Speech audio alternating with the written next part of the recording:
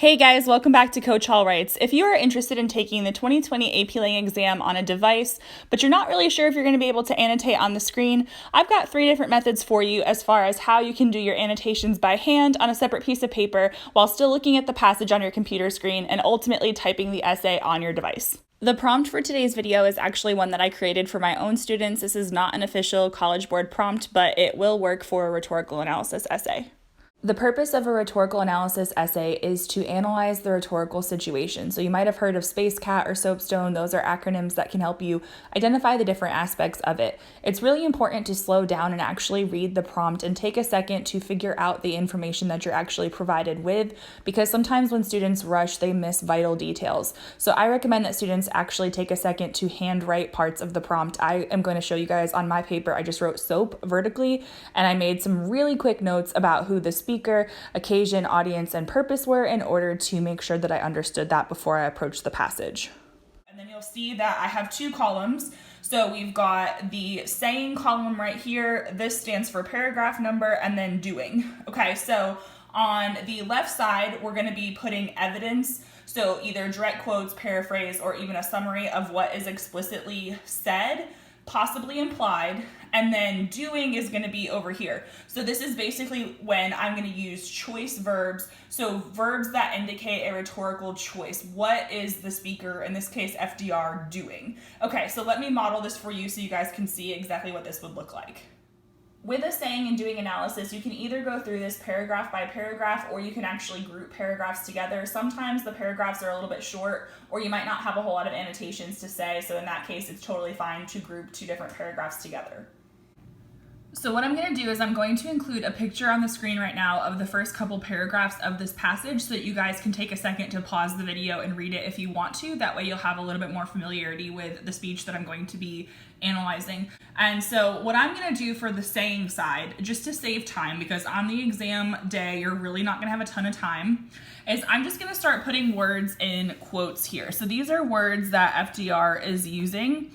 And so if I put anything in quotes, I know that it is a direct quote. So please don't mind the fact that I have to turn the page sideways. I apparently cannot write vertically, so I'm sorry, this is a terrible angle. And also please ignore my really bad nails right now because we're in the middle of COVID-19 and your girl had to take off her acrylics and it was not easy. So these 3 words are in the first paragraph, and all 3 of these words are in reference to the attack. Okay, so we're gonna say paragraph 1 here. I'm actually gonna do paragraphs 1 and 2 together. So these are words that he's using to describe the attack from Japan. Okay, and so as far as what he's doing, this is actually probably the more important side because this is where your commentary is gonna be. So first of all, he is going to acknowledge the situation. So remember, he's speaking to Congress right now, and you can actually tell that because in the speech it says Mr. Vice President, Mr. Speaker, members of the Senate, and House of Representatives. So, you know, he tells you basically everyone who's there anyway. He also uses the word yesterday, which is important because we know that this is like the day after. So he acknowledges the situation. Keep in mind that in the 40s, they didn't have TV the way we do now. So breaking news came over the radio, and it wasn't like, you know, Twitter was blowing up because Twitter didn't exist. So he's acknowledging the situation. Based on this word choice though, we get the sense that the attack was intentional. And so that's important because this was not an accident. And so there's an appeal to patriotism here in the sense that like we were deliberately attacked. So this wasn't just some accident. So I might say appeal to patriotism, because remember, his audience is a group of people who are chosen representatives of the US. So presumably most citizens would have been very upset anyway, obviously, because lives were lost, but also like these people that he's speaking to are people who are in charge of making laws and decisions and things like that. So he's appealing to their sense of patriotism here. The United States of America was attacked by Japan. Okay, so then I'm going to look at paragraph 2. So it says the United States was at peace and at the solicitation of Japan, was still in conversation with its government and its emperor looking toward the maintenance of peace. Okay, so I'm just going to like, instead of putting like quotations here, I'm just going to summarize. So I might just do a bullet point and I'm going to say, U.S. thought they were at peace. Okay, so just using a little shorthand there. Okay, so why is this significant? Well, we're gonna go back to this fact that they were deliberately attacked. So suggests, okay, so what I like to do is I like to use verbs in my bullet points because that I think helps with the commentary. And also you can actually kind of take like these parts right here and kind of work it into a sentence of your own. So it suggests that they were tricked, okay? And just in the interest of time, I would probably do like a little bit more notation here, but I'm actually gonna move on and I'm gonna do 3 and 4 together as well, just to kind of show you guys how this method would work. So give me 1 second while I scroll down on the passage. Okay, so let's see. I'm just kind of looking for basic observations as I read. And so this third paragraph, we've got this phrase that they got a message and there was like no threat or hint of war. Okay, so this goes back to the fact that they thought they were at peace. So I'm just gonna draw an arrow here because even though it's in a different paragraph, these ideas are related. And another phrase that really stands out to me is the word false statements, because this phrase seems to go back to this idea of like deliberately, so they were being tricked. So I might maybe draw an arrow to that as well to show that he's really trying to build a case for the fact that this was intentional. So we can actually write that. Builds an argument that attack was intentional. So in some sense, he's trying to create an enemy here because he's placing the blame on them. And so we could use the verb creates here, builds. So again, the verbs are a way to help you actually be able to incorporate these notes into an essay a little bit more effectively. So one thing we want to stop right now and think about is, why is he doing this? So remember, the purpose is that he's trying to ultimately ask them to declare war. So why does he need to build this argument? Why does it matter that this was done deliberately? So we might say like, if Congress agrees it was deliberate, they might be more likely to declare war. Okay, so why would they be more likely to declare war? I'm just gonna put in parentheses isolation, because the US was not wanting to be involved up until that point. Sorry guys, that was probably cut off there. So I'm not necessarily going to write an entire sentence about this, but I am gonna just kind of give myself this little note here. So this isolation note is actually helping me remember that I need to address the context. So why is it a big deal? It's a big deal to go to war, number one, but number two, they were trying to avoid going to war, and now they were sort of like forced to go to war in some sense, or at least that's how it felt. So these are some annotations that I would do for that. And so the idea is to start thinking about the different elements of the rhetorical situation. I might also take, I ran out of paper. You might need lots of paper for this. But I'm just gonna stop here and I'm just gonna put tone. And I'm gonna say urgent because it's a pressing situation. I'm gonna say passionate. I'm also going to say disillusioned, which is in reference to the fact that they thought they were at peace and they really weren't. So he's kind of in disbelief that the attack even happened because they were kind of tricked and misled. So I'm just going to write some tone words there. So if this is a choice or a strategy that works for you as far as annotation, you would literally just keep going. So just to recap, we've got saying over here, which is just either like direct quotes like this. You can literally just pull words. Do not waste time writing big, long quotes because you want to try to embed your evidence anyway. You can do something like a paraphrase, or a summary and that kind of thing. So if you put it in quotes, at least for me, I know that I could pull these words and put them into an essay because I know that this was exactly how it was written in the passage. So if you put quotes around it, make sure that you're writing it exactly as it was. That way you don't even necessarily have to go back to the passage when you're typing. You could literally be typing over there and look at your notes over here, and that could help. So then paragraph numbers are here. You can also do line numbers. It's up to you. Usually the passages are based on line numbers anyway.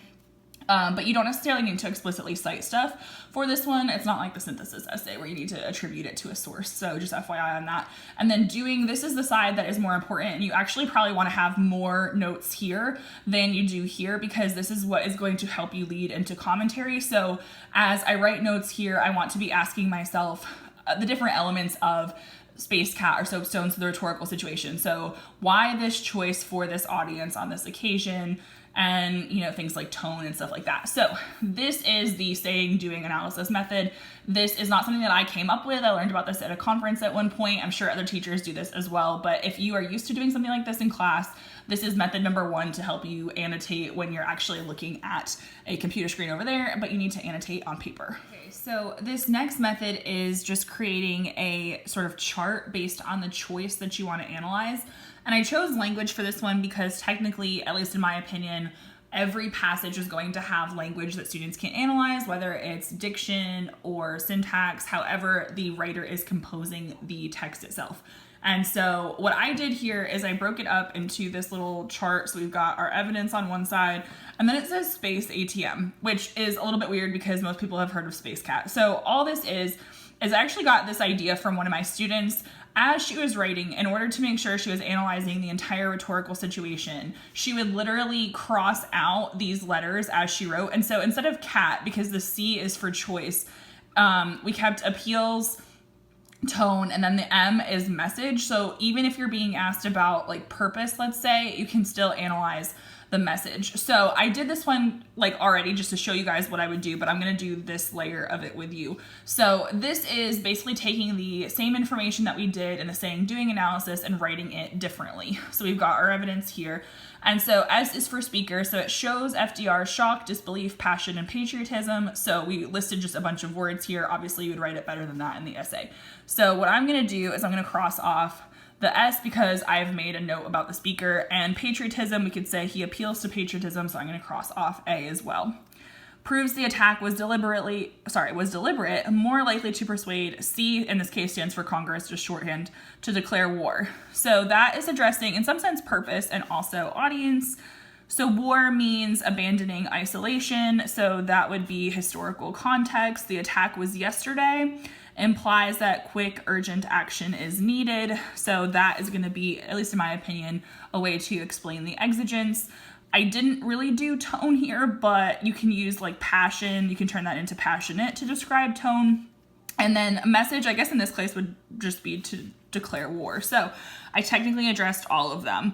So obviously this would have to be written out in a full paragraph, and there's more that could be said, but I want to just show you guys a little checklist like this. So this is literally the first few paragraphs that we did, paragraphs 1 through 4. So the same kind of idea as the previous saying, doing one.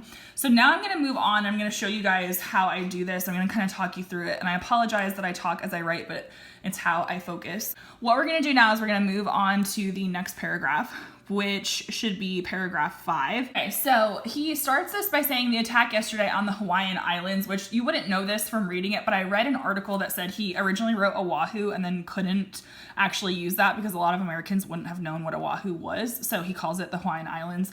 But I'm gonna say damage to American naval and military forces, because this presumably would strike a chord with his audience. Obviously, we're going back to passion and patriotism here. And then he said American lives were lost, which is important again because he doesn't technically have to say American. So I'm quoting this exactly as he said it, and then if I decide to paraphrase it in the essay, that's fine. And so you can either do all your evidence as you're going and then do the commentary side, or you can do a couple and then start here. It's either way. So I probably sometimes, if I'm feeling really confident, would just do this, and then I would go back and analyze the significance, but I want to stop here and just start to do some notes so you guys can see what that would be. So one of the things I'm going to put here is I want to talk about the fact that he's using this word American, and so obviously that's patriotism. Probably don't even need to write that at this point, but we could say that he doesn't necessarily need to repeat the word. Okay, so that would be a choice there too, repetition, but does to emphasize the personal nature of the attack. Okay, so that would be an explanation as to why he repeats it. You don't want to just say for emphasis, you want to explain like what he's emphasizing. And I probably could say more there as well. So I'm just going to add here national concern. Okay, so then the next thing he does is he lists, so I'm going to paraphrase this because there are several things, but he lists, and then in the list, he says last night. So he says that multiple times, and then, so basically it's building to the attack on Hawaii. So I'm going to write capital H, capital I. So why is this list significant? He basically says that they went to, they attacked like Malaya, Hong Kong, Guam, the Philippines, Wake Island, Midway Island, and then basically then this, like the morning of December 7th, that's when they attacked Hawaii. So why is he listing these things and giving this sort of progression? So again, we're going to say further establishes. So this is basically going to be in reference to the fact that he's building an argument. So further establishes the deliberate nature of the attack. And I think you could maybe say he's doing this to villainize Japan, perhaps. And so J would just be Japan in this case. And then I'm going to just scroll down a little bit. So all of this is talking about Japan, and then the last sentence here is the people of the United States have already formed their opinions and well understand the implications. And then he's about to switch into talking about himself and the Americans. So I'm going to write shift here because all of this language, sorry, it's probably off camera. All of this language is about Japan, and then now he's going to start talking about the American people. And so if he's shifting in topic, presumably there's also a shift in tone because he has a highly negative attitude toward Japan, but he's obviously not going to have a highly negative attitude toward the American public. So this is one method. Like I said, language is something that is going to be in pretty much every piece you have. You just have to figure out why the words matter and how those words impact the audience and things like that. So if you're really stuck and you look at a passage and you're like, I don't see any choices whatsoever, language. Okay, so this method is called Freestyle Notes, and basically it's sort of a combination of the previous two methods. I actually had my own students do this with this particular speech back in February, and they actually really liked it for the most part. I will tell you up front, it's going to feel a little bit more time consuming, so this could take about 10 minutes. However, the benefit is that students dig deeper into the annotations, and then they are able to write a better essay because they have already kind of done that thinking. Whereas if you are just used to underlining and circling things and cramming stuff into the margin, you might not write as much or as well because you haven't actually really done a deep dive into the passage. So I actually like it when students do something like this, but I want to tell you guys up front, this method doesn't work for everybody. But let me kind of model for you what this would be like. So what I'm going to do is I'm starting with this paragraph that talks about him being commander-in-chief.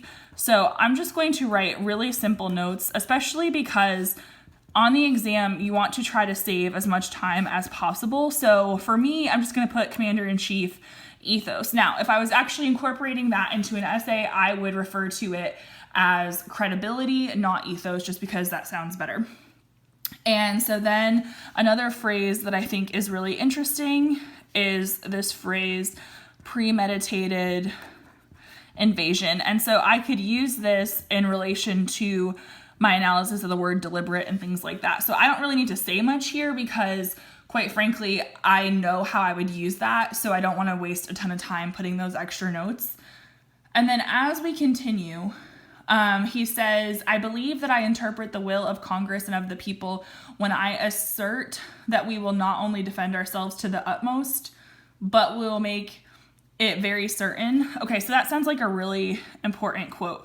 So I'm going to actually put the quote here, but I'm not going to write the whole thing because if I needed to use this, I would actually just go back and double check it. So I'm going to say, we will not only defend, and then I'm going to put ... here, an ellipses. Now, if you were writing this in an essay and you needed the entire quote, you would need to go back and write that, but it would be wasting time to put that here. But why does this quote matter? Why does it matter that he's asserting that they're going to defend themselves? Well, in some sense, defending themselves would be to declare war. So he's speaking on behalf of Congress and the people that they need to declare war. So this is sort of like a national pride thing. So I might put a note about that. You know, we need to defend ourselves. We didn't start it, but we're going to finish it. So that's kind of the mentality there. And he also, in that quote, uses the word treachery. He says, the form of treachery that shall never again endanger us. So the word endanger is suggesting maybe this feeling of like vulnerability that they don't want to have again. So they want to be this powerhouse. They need to defend themselves. And so in some sense, he's also highlighting America's innocence in this. But the fact that, like, you know, they didn't do this, they thought that they were at peace. And so the fact that they thought they were at peace is sort of like a justification of like why they didn't see it coming. So that would actually be good. Now, I don't have that here, but I could make a note to myself. Let's say you think of something and you don't want to go back to it.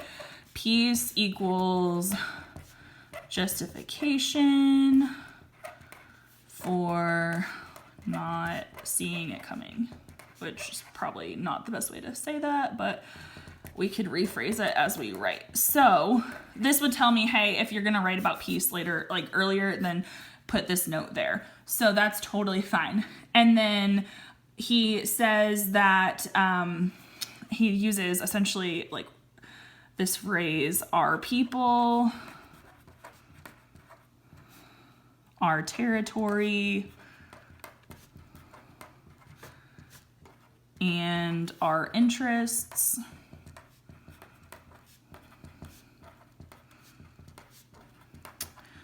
are in grave danger. So what I might do here is grave is, you know, obviously a highly negative word, and I might just circle our. So we've got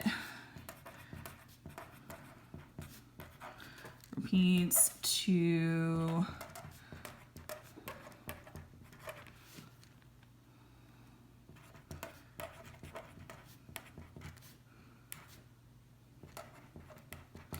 So we're going to reference the situation again, must declare war, and then appeals to patriotism. Now, if you feel like you're saying the same thing over and over again, you might want to take a second and say, okay, wait a minute, like what else can I say about this? So we could say by using our, he's uniting himself with audience, audience, and also by proxy, the nation. So in this sense, he is one of them. Like he is one of the Americans here. Even though he's the leader, he is uniting himself with his people to show good leadership. So the fact that he is aware of this and he's calling for war is a way to say, hey, I'm going to be leading you guys through this. And he specifies that earlier when he says that he's taken the measures necessary. So that would be like the confidence that people would need, I think. Okay, and then the last thing So again, apologies that a lot of this has been off screen. I'm really trying here, guys, but I'm not a pro YouTuber by any means. The last thing that I would want students to look at, and obviously there's more that could be said about this passage, so please don't think that I've said everything because there's so much more that could be said, but I tell my students to look for a call to action. It's either going to be explicit or implied. Because he is calling them to war, it's not going to be implied here. So we're going to say explicitly asks Congress to declare war. So the call to action is usually at the end, and it is like what the speaker wants the audience to do. So how are they supposed to act now that he's built his argument? All right, guys, those are 3 different ways that you can actually annotate while looking at the passage on a computer screen or a tablet, whatever device that you have. And so I would recommend having multiple pieces of paper on hand. A notebook is fine. I just use copy paper because it was what I had available, but this will help you as you annotate, and then you can go ahead and write that essay. I recommend, if you can, practicing these techniques. Maybe do what I did. Maybe take one passage and just try each of the 3 to see which way feels most comfortable. But I would definitely practice this if you think you're going to be doing the AP Lang exam in 2020 on a computer, because I'm not entirely sure if you'll be able to annotate using their software. We won't know until the end of the month. And if you can annotate using their software, you might actually find that you like it better to just handwrite your annotations. And so go ahead and practice this if you would like to. Adapt it to your own learning style. That's totally fine. These are just suggestions, and I tried to model it for you. Thank you so much for watching. If you found this video helpful, please do me a favor and actually hit that thumbs up button. That way other people know that it is useful as well. And until next time, guys, happy writing.